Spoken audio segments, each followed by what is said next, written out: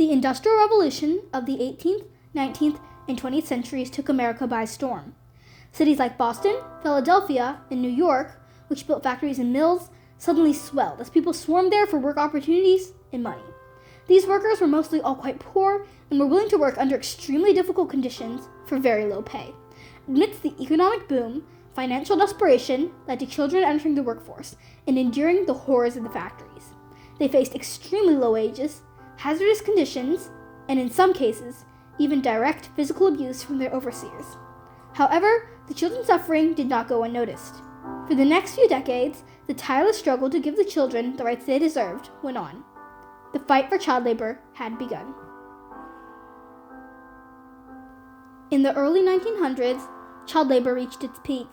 It's believed that at least 1 in every 5 children in the United States worked at this time, and there are many reasons why some factory owners specifically employed children. Children could be exploited due to their willingness to work for much lower pay than adults, were easier to manage, and often asked very little in terms of safety measures. Factory owners profited by having children do the same job as adults, but often actually only paying them around 20 to 30% of what an adult would earn. On top of this, children worked in miserable conditions that often harmed their health. They were often exposed to harmful gases and chemicals, leading to serious health issues, and maimings or even deaths were not uncommon if a child's hair, clothes, or fingers got stuck in the machinery.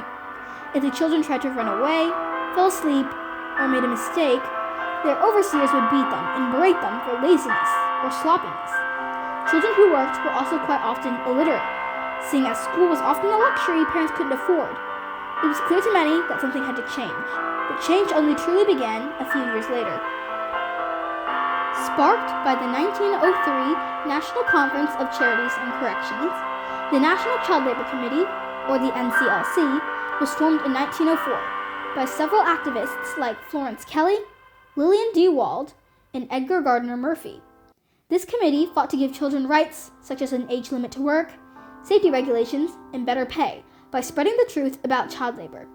They worked tirelessly to outlaw child labor both on a state and national level, and found some early success with the 1906 Child Labor Bill, which outlawed child-produced goods from being traded. During this time, the NCLC also hired photographer Lewis Hine to photograph the harsh reality of child labor. He moved around the country, often under fake aliases, to photograph children as they worked. The photographs were spread and broadcasted by the NCLC and allowed people to discover the cruelties of child labor.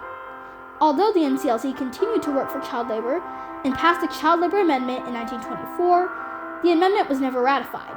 Those who opposed the amendment claimed that it would take power away from the hands of parents and children and into the hands of Congress. Many parents believed that it was their right to send children to work. Despite this, the group continued to fight against child labor, determined to see it outlawed. As these groups persistently argue for child rights, many began to join the fight and support the cause. One large reason was education. Children working, not going to school, created a cycle of poverty that was very difficult to break. Several people believed that America's future, the youth, were at stake, and that something needed to be done about America's staggeringly high rates of poverty. Finally, in 1938, their hard work paid off. The Fair Labor Standards Act, or the FLSA, was passed by the Supreme Court, partially due to child labor. And this act outlawed children under 16 from working in hazardous occupations, and also outlawed the shipment of goods produced by children. It marked an immense turning point in child labor reforms, and also placed several responsibilities onto the shoulders of the factory owners. There were now minimum wages, maximum hours, and safety regulations that the employers had to adhere to and uphold. And this act still protects the rights of young workers to this day. However, when it was first passed, business owners, particularly those in the South, fought back hard. John McClellan, representative of Arkansas at the time, rhetorically asked, "What profiteth the labor of the South if he gained the enactment of a wage and hour law, 40 cents per hour and 40 hours per week, if he then lose the opportunity to work?" McClellan was voicing the idea that it was impossible for businesses to earn a profit while lowering work hours and raising pay at the same time, and that if businesses shut down, workers would lose their job opportunities anyway. Despite the dissent and anger of business owners towards the act, for the activists who had fought so passionately against child labor, this was victory. Today, in the United States, overall public awareness and understanding of child labor is greatly heightened in the 21st century. The FLSA protects the rights of the youth in the workforce to this day, such as a minimum wage and maximum hours. And laws passed in the U.S. make education mandatory, lowering illiteracy and poverty rates. The persistence and work of many groups, such as the NCLC, and many individuals, such as Lewis Hine, can be credited for this drastic improvement, but we must remember that there is still work to be done. Although child labor has all but been abolished in America, globally, in locations like Africa or South America, child labor is still very much an issue.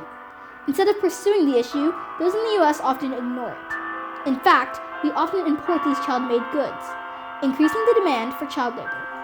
Although the battle has been won here, the struggle for children's rights is still ongoing elsewhere, and in order to win children the rights they deserve, it will take the continued resilience and vigilance of all of us in the future.